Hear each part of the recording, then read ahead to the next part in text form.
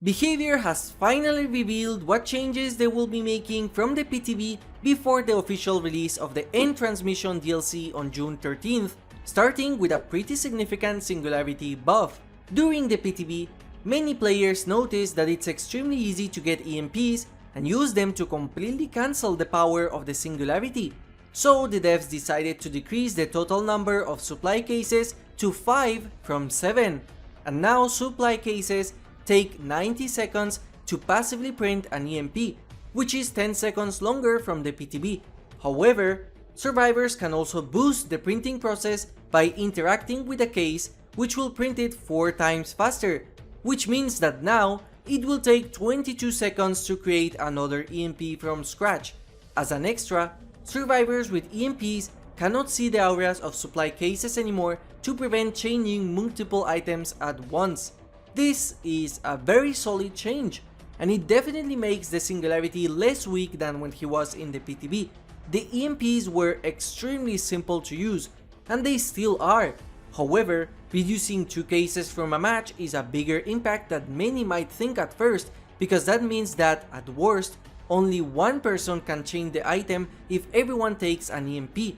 Reducing the number of cases also means that as a survivor, you will have to move further into the map in order to find an active EMP, and giving survivors the possibility to spend 22 seconds in order to print another EMP or speed it up is giving survivors a secondary objective that is not doing gens, which is big. These changes alone really help Singularity, and it is possible that he might be an A-tier killer from everything we have seen. This change was made specifically with stacking EMPs in mind, which was a problem that happened in the PTB. On the Singularity side, they didn't change how long the EMP affects a biopod, which is still an entire minute. But anyway, something that I was not aware in the PTB was that you can actually shoot a biopod that was EMP'd and replace it with a new one, removing the disabled state. And I think this strategy will be used more commonly once the killer releases and more people are aware of it. Finally, regarding the EMPs and biopods, they made the disabled state of the biopods more easier to understand.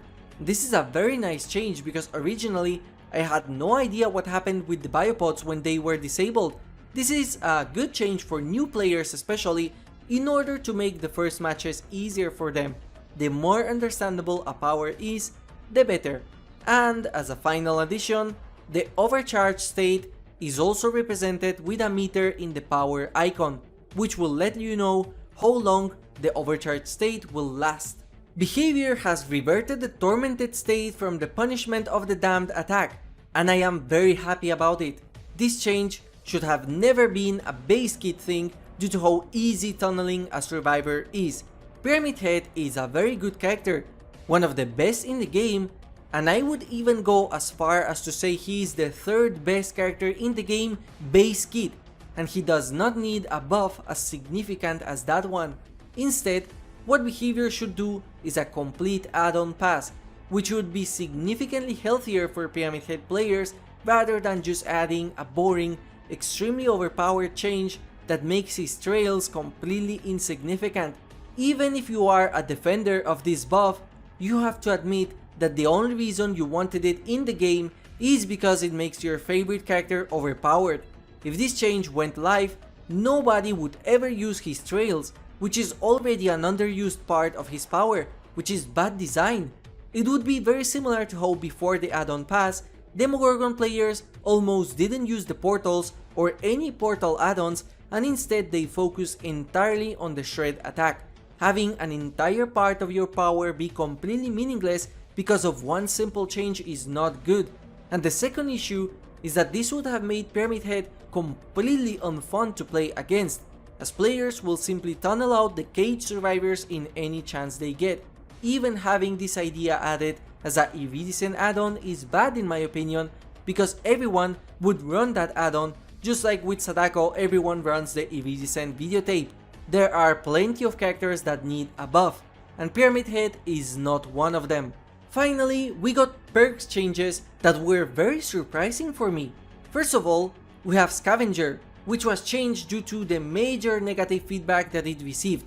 So now, Scavenger requires one additional great skill check, which is nothing different to be honest, but it now provides a significant 50% penalty on repairing speeds for 30 seconds after activating this perk, with an upside of it working more than once per trial. So the point that the devs want to make is that survivors should use this perk to get a toolbox back, and then in those 30 seconds of penalty, they should help other teammates by unhooking, healing, and just spending their time somewhere else.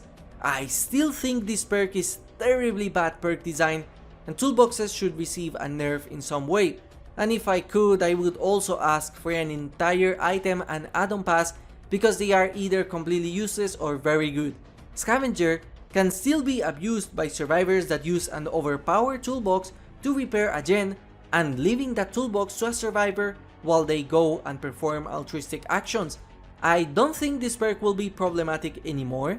I don't think that many survivors will use it because it is boring and it received a huge nerf, but I still see it as a very problematic perk like the hyper focus and stakeout combo, which I don't know why the community acts like this is not a viable tactic that is good and can end matches very fast.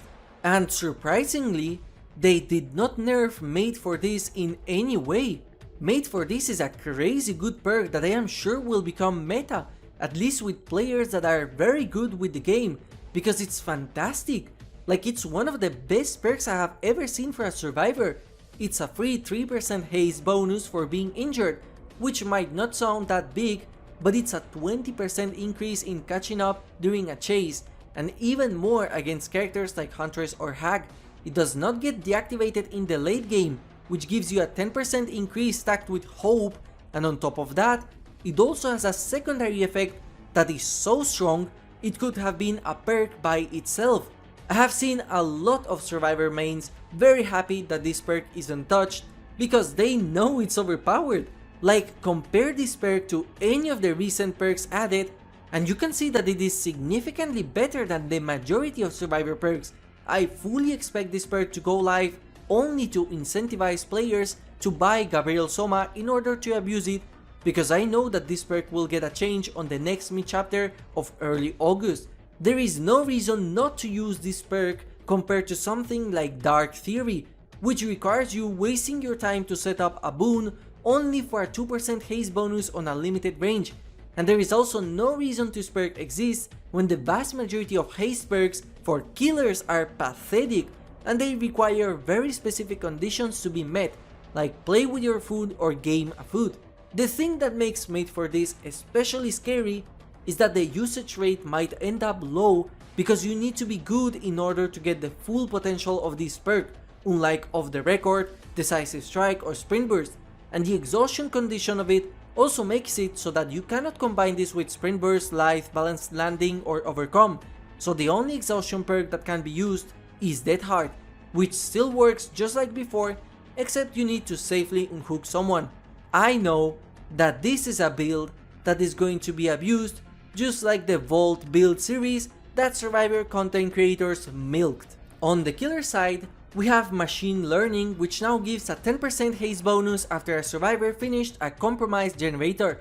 Like I said before on my PTB review, this perk is nice, definitely not bad, but you can only activate it 5 times per generator finished, so it's situational and it's not going to be meta. A 10% increase in haste is a huge buff that cannot be ignored, and I cannot wait to see how this works with a full speed Skull Merchant. Forced Hesitation received a very significant buff, as now the hindered status effect for survivors is increased to 20% and the cooldown is reduced to 30 seconds from 40. I think this perk, when it works, is going to be absolutely brutal, especially against altruistic teams that come very close to each other. I can already see various builds that will be very problematic with this perk, which might lead to a nerf in the future. And honestly, I am kinda excited. We have received 2 perks from this DLC that are very good and usable. No side can say that this patch was one-sided, as killers also received the Singularity, who I feel is going to become another very strong and very fun character to play, and survivors will get to enjoy Gabriel Soma along with Made for This, which is going to be used a lot until it gets nerfed. I am looking forward to this DLC releasing, and I am definitely surprised at these changes. Thank you for watching, and have a nice day.